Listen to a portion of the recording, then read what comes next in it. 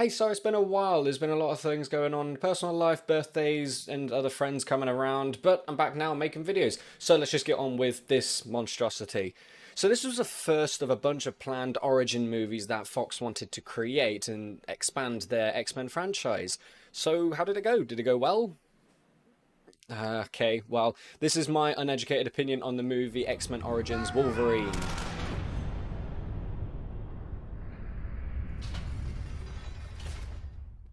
Terribly. This was an absolute disaster. So bad, in fact, that the Magneto origin movie that they set out to make was turned into X-Men First Class. We'll get onto that one another time, though. This movie opens up with a young James Howler in bed, a little bit sick, having a bit of a fever, and after some kerfuffle happens downstairs, he goes down, has a bit of a tantrum, kills someone, which turns out to be his real dad. So there isn't really any context to this situation at all, and I get no investment in any of the characters. It moves along so quickly to the point where Jimmy and Victor just go off into the woods, and it feels like they're literally just saying, Yes, very sad. Anyway. and then it just goes on to, woo, look at all the different historical events that Wolverine and Sabretooth are going through. Look, it looks really cool, doesn't it? I mean, let's be honest, those title sequences actually do it really cool, and it's probably the only stylized version out of the entire movie. Also, Victor, well, Sabretooth, is referenced very quickly in being the half-brother of Wolverine, so that normally makes you start thinking, why didn't Sabretooth acknowledge Wolverine a little bit more rather than just trying to kill him like a monster that he is and having no real emotional impact? Well, that's just one of the many instances of this movie and the rest of the franchise just adding shit and throwing shit against the wall and just seeing if it fits, regardless of whether it makes sense or if it affects the continuity at all. The screenplay was done by David Benioff, and that probably rings some bells in your noggin because, yeah, he was one of the people behind the writing in Game of Thrones. You know, that very well received, beloved, and one of the most popular franchises, TV shows of all time, that had one of the most atrocious endings I could probably think of in recent history. Yeah, that guy. While Danny kind of forgot about the Iron Fleet and Euron's forces, they certainly haven't forgotten about her. I do like quite a bit Liev Schreiber, who plays Sabretooth in this movie. He brings a lot of the vicious nature to the character, and even in, I guess, the quieter moments in the movie where he is quite sinister. But I honestly cannot take the character seriously at all, unfortunately, in a lot of the action scenes, when there is moments with really, really, really bad wire work, where he's trying to scale up walls, or in just going into a full sprint in the fight scenes he's in. Why is will.i.am in this movie? In any level? I don't get it. Well, apparently he got the role because he wanted to play a mutant with the same powers as Nightcrawler. Alright. Okay, cool. You got it, I guess. He has, actually, one of my all-time favourite quotes of the movie, which is... Damn. What'd they do to you, man? As Wolverine is literally showing you what they did to him. Well done, mate. Good questioning. He feels so out of place in this, and I have no idea what was the thought process in bringing him onto the project. Whenever he is on screen, I can't help but think of, oh, I was quite into the Black Eyed Peas back in the day. God, I sound like an absolute fucking boomer saying that. But also I start thinking, wasn't he the one that made the song that was originally titled Let's Get Retarded? Okay, so Kevin Durand plays Fred Dukes, or later in the film known as Blob, and I actually quite like him in this, for the most part.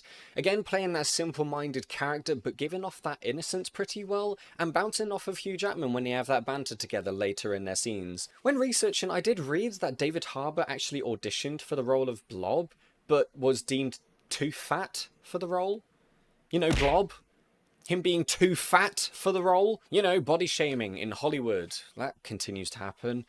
Jesus, this industry just ceases to amaze me. The character Gambit is played by Taylor Kitsch, and I'm going to be completely honest, again, I quite liked him for the little that he had. I know the character has a huge following, and I really like the concept of Gambit, but I don't know too much about him ultimately. Taylor has the charisma and has some really good chemistry with Hugh Jackman in the scenes they are together, but again, doesn't really do a lot.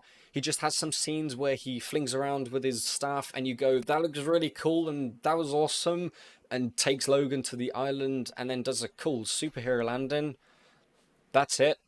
I mean, at least he does more than Cyclops in these movies, I guess. Ryan Reynolds, of course, playing Wade Wilson and instantly showing why he is pretty much perfect for the role, but who in the absolute fuck nuggets thought it was a good idea to create this bastardized monstrosity of a version called Deadpool in this movie. Look! What is that? What is that? Famously known as the Merc with the mouth, and then just sewing his mouth shut. Yeah, okay, let's just take the suit away from Tony Stark, let's take the genius away from Batman, and also let's just take the shield away from Captain America. That's fucking genius. I think I remember there was an interview where Ryan Reynolds said he had a discussion with one of the studio executives at the time, and he said... And I remember telling one of the studio executives, I said, you guys are people are gonna go nuts over this. And he was like, I know, right? And I was like, no, not in a good way. nuts. The absolute gall, the audacity to just turn around to someone who was a big fan of the project, big fan of the character, and was at the time going to be doing his own movie, and just say, no, it'll work, just watch, just do that. Well, I guess that's all right then. Cyclops is in this so that they can just give the ability to Deadpool, which he just doesn't have in the comics, but it also gives him the diamond eyes that he does in the comics. Just, you get it?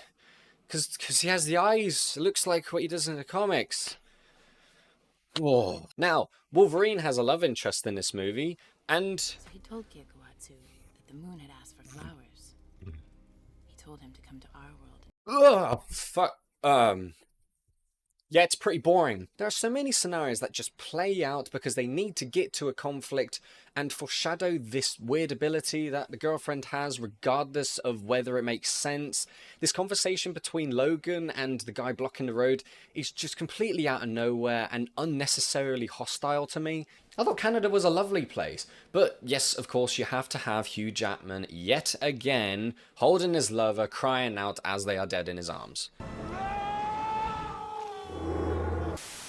Now, let's actually talk about Hugh Jackman, and I actually think is the best part of this movie. He is really good. You can see how much he is fully committed to the role, and he has so much passion for the character. He puts in so much effort into his portrayal, and he's actually bulking up quite a lot and becoming more of the huge Jackman that we know.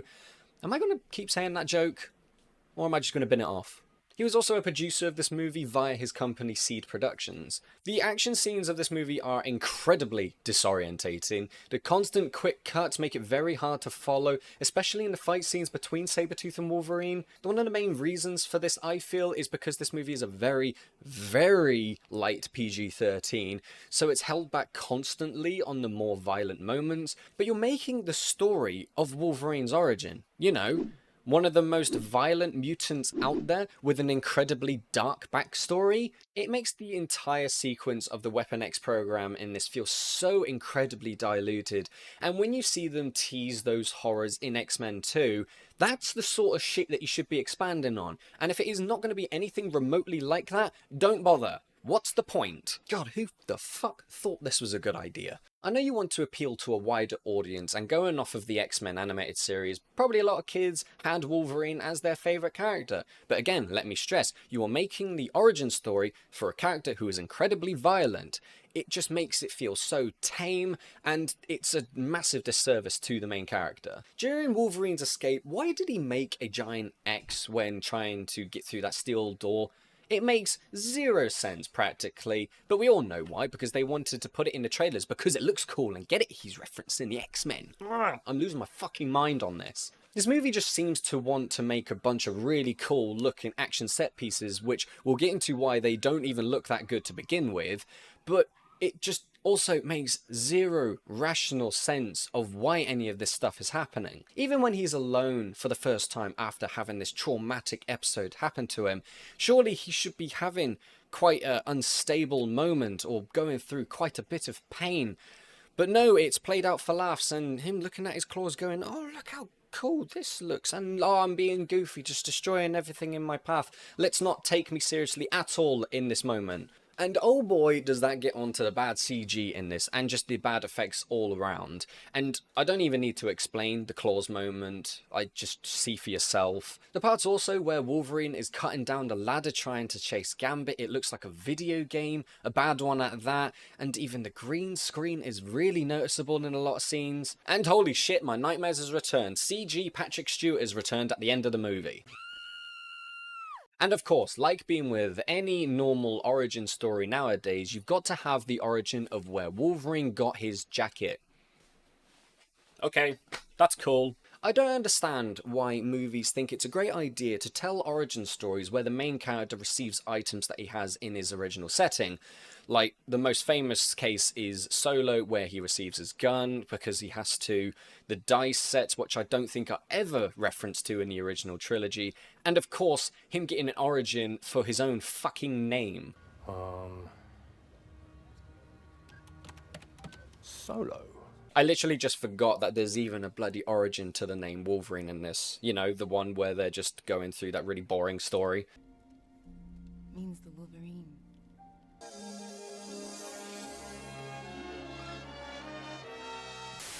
This video may just start devolving into me talking about certain quotes, but this is a good one that I find absolutely baffling. Weapon X is in the barn. He's just murdered 2 civilians. Blow him to bits. Aren't you part of a really shady organization that has had no problems in the past with murdering innocent people to get what you want? So why are you trying to frame Logan in killing 2 innocent old people? Why? Why do you care? Why is this a problem? It then devolves into a conflict in between a guy that is good with guns versus an indestructible man called Wolverine. And, okay, there's that one moment where he is on the bike and uses his claws to turn around really quickly. That actually is kind of awesome. But think of this. So the plan is right now that you want to kill Wolverine, with the knowledge right now that you've just made him indestructible. And like I've just pointed out, part of that plan is now you've just sent the guy that is good with guns to go and kill him. Genius. Love it. Give these guys a gold medal in genius planning. And even worse, quite soon after this whole conflict happens, there is this scene where they mention Zero never stood a chance. The only thing that'll take him down is an adamantium bullet. it'd be pretty embarrassing to have all this knowledge and this idea that you could have a way of killing Wolverine by then not giving those specific bullets to the guy that is good with guns. Make it make sense. And have you even tested this? Let's think about that for a second. I'm sure they have, since they are a really shady experimental research place, company, facility, whatever. I'm going through brain rot right now. He even says, You can't stop him. Even with that, he'll heal. His brain may heal, but his memories won't grow back. seems as though they've gone through the entirety of this movie and then just sort of remembered, oh yeah, shit, our character, Wolverine, he's got amnesia in the other movies. That's a main part of his character development.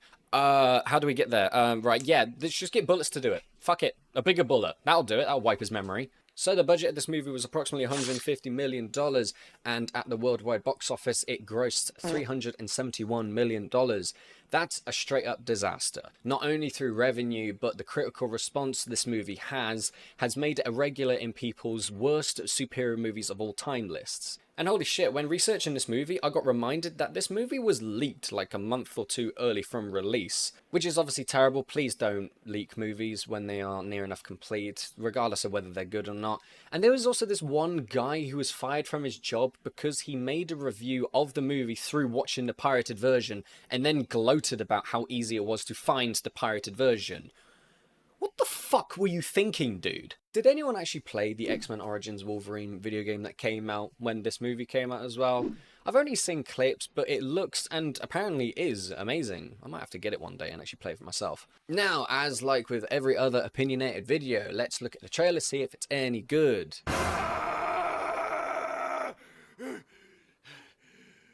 So I looked at the trailer that was put on the official 20th Century Fox's YouTube channel. And yes, it came out 15 years ago, but it's in 420p. We're in the 21st century, lads. Just put up a HD quality of the fucking trailer. What are you doing? And that probably perfectly describes how good this trailer was. It's very lackluster.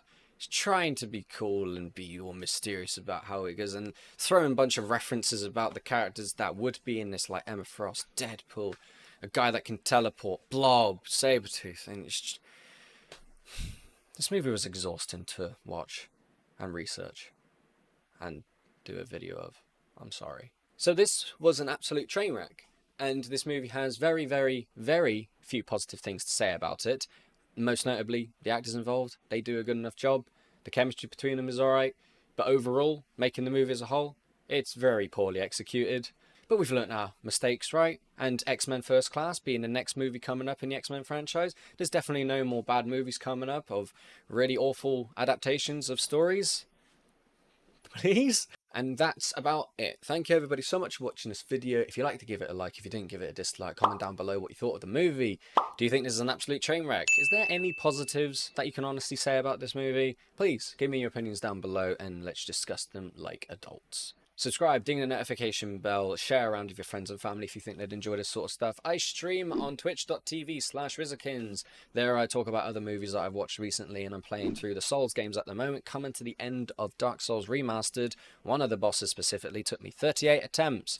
That was fun. I also stream with my girlfriend Jem and my good friend Razzie. We come around and play co-op games together. And that's about it. Thank you everybody so much for watching again, and take care.